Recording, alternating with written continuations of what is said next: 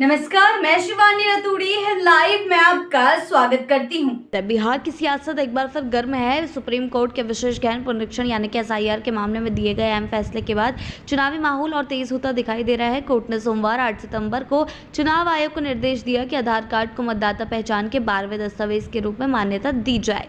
इस फैसले पर जनसुराज के सूत्रधार प्रशांत किशोर ने तीखी प्रतिक्रिया दी है और इस मौके को भुनाने में देर नहीं लगाई। पूर्णिया के रूपौली विधानसभा क्षेत्र में बिहार बदलाव यात्रा के तहत पहुंचे प्रशांत किशोर ने सुप्रीम कोर्ट के फैसले का स्वागत करते हुए कहा कि हम लोग तो पहले से कह रहे हैं कि अगर आपके पास आधार है तो आपके डरने की कोई जरूरत नहीं है। चुनाव आयोग के पास नागरिकता तय करने का अधिकार नहीं है। उन्होंने आगे जोड़ा कि पहले ही किसी कारणवश 2 से 4 लोगों का नाम मतदाता सूची से कट गया है, लेकिन जो बचे हैं वही नीतीश कुमार और भाजपा को चुनाव में करारा जवाब देने के लिए काफी है।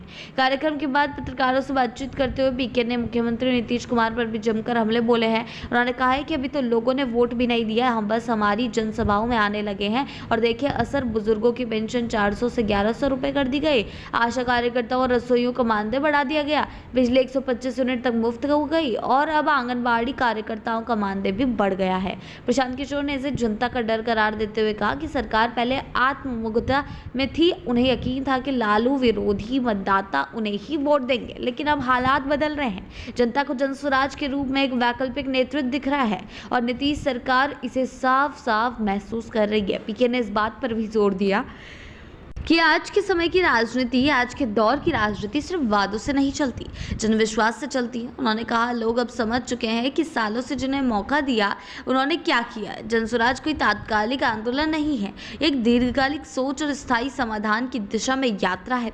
पूर्णिया के रूपौली हाई स्कूल मैदान में आयोजित जनसभा में उमड़ी भीड़ को लेकर भी प्रशांत किशोर उत्साहित दिखे। उन्होंने इसे जनता की आत्मिक जुड़ाव की निशानी बताया और कहा कि ये सिर्फ भीड़ नहीं, बदलाव की लहर है जो धीरे धीरे तूफान बन रही है। बिहार की राजनीति में प्रशांत किशोर न केवल चुनावी रणनीतिकार के रूप में पहचाने जाते हैं, बल्कि अब एक मजबूत राजनीतिक विकल्प की तलाश में जुटी जनता के लिए नया चेहरा बनते जा रहे हैं। सुप्रीम कोर्ट का आधार कार्ड पर दिया गया फैसला जहां चुनावी प्रक्रिया को अधिक समावेशी बनाने की दिशा में कदम है, वहीं पीके जैसे नेता इसे सत्ताधारी विरोधी माहौल बनाने का अवसर भी मान रहे हैं। चुनाव नजदीक है और जमीन पर होती हलचलों से यह साफ है कि इस बार का मुकाबला सिर्फ सीटों का नहीं, सोच का भी है। एक तरफ नीतीश कुमार अपने फैसलों से जनता को साधने की कोशिशों में जुटे हैं, तो दूसरी ओर प्रशांत किशोर लोगों को बता रहे हैं कि असली बदलाव सत्ता में नहीं, सोच में होता है और जनसुराज उसी सोच का नाम है। जी हां, प्रशांत किशोर अपनी पार्टी को जमीनी स्तर पर मजबूत करने में जुटे हुए हैं, लगातार ये कोशिशें कर रहे हैं। इसलिए उन्होंने नीतीश सरकार पर भी सीधा हमले बोल दिए हैं कि अभी तो हम जीते भी नहीं है, अभी तो हमारी पार्टी ने कुछ किया भी नहीं है, बस लोगों ने हमारी रैलियों में आना शुरू किया और नीतीश कुमार ने ये काम बढ़ा दिए, काम गिना दिए उन्होंने सभी के सभी।